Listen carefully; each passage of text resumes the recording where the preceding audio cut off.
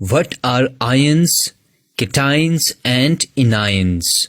Before starting the lecture, click on the subscribe button and get access to our 100 of conceptual lectures for free. Firstly, let me teach you that why atom is a neutral particle even though it contains positive charges and negative charges. Well, consider an atom of hydrogen. If you count the number of protons in it, you will get one proton and hydrogen atom. So I write P is equal to positive 1. Remember that protons are positively charged particles. Now if you count the number of electrons in it, you will get only one electron and hydrogen atom. So I write electron is equal to negative 1. Remember that electrons are negatively charged particles. Now let me do here a little maths. We know that positive 1 and negative 1 cancel out, so the net charge becomes 0, or you can say that positive and negative charges neutralize themselves in hydrogen atom.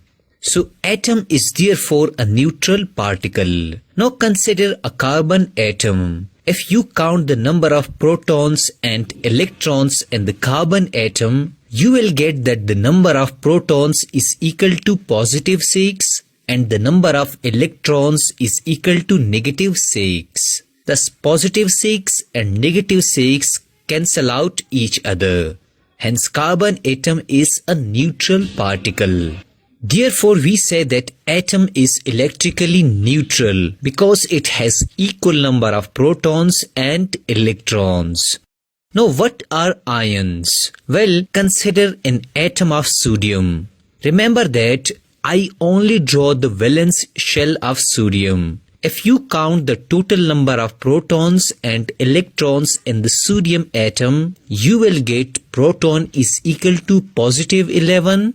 And electron is equal to negative 11. We know from the previous slide that they both cancel out themselves and atom is thus a neutral particle. Let's consider that you provide sufficient energy to this atom. As a result, it loses one electron. Now if I count the number of protons and electrons in the sodium atom, I will get proton is equal to positive 11 and electron is equal to negative 10 because the sodium atom has lost one electron. Here positive 11 and negative 10 is equal to positive 1. Hence the net charge is positive 1 on it. So now sodium is a charged particle.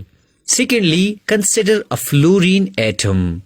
There are 9 protons and 9 electrons in a single atom of fluorine. We know that positive 9 and negative 9 cancel out each other and net charge is 0 on fluorine atom. Hence fluorine atom is a neutral particle. Now consider that fluorine atom gained this electron lost by the sodium atom. Initially, there were 9 protons and 9 electrons, but now one extra electron is gained by it. So we write here negative 1.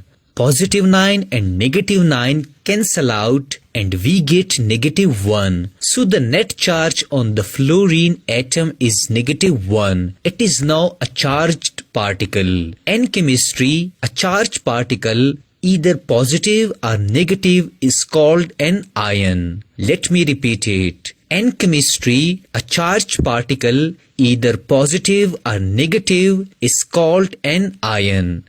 So when a sodium atom loses one electron and become positively charged, we call it sodium ion. When a fluorine atom gains one electron and become negatively charged, we call it fluorine ion. From this example, we also learn that ion may be positive or negative. Positive ions are called cations and negative ions are called anions. My personal mnemonic for remembering them is very simple. there are 2 N anions, so it is 2 times negative, while there is only 1 N cation, so it is less negative, means it is positive. The sodium ion is also known as a cation and fluorine ion is also known as a anion. Remember that atom may lose and gain 1, 2 or more electrons depending on its valency and ionization energy. To summarize my lecture, we learn that atom is a neutral particle because it has equal number of protons and electrons. Secondly, we learn that when a neutral atom loses electron, it becomes positive ion known as a cation. When an atom gains an electron, it becomes negative ion known as anion. This was all about ions, cations and anions.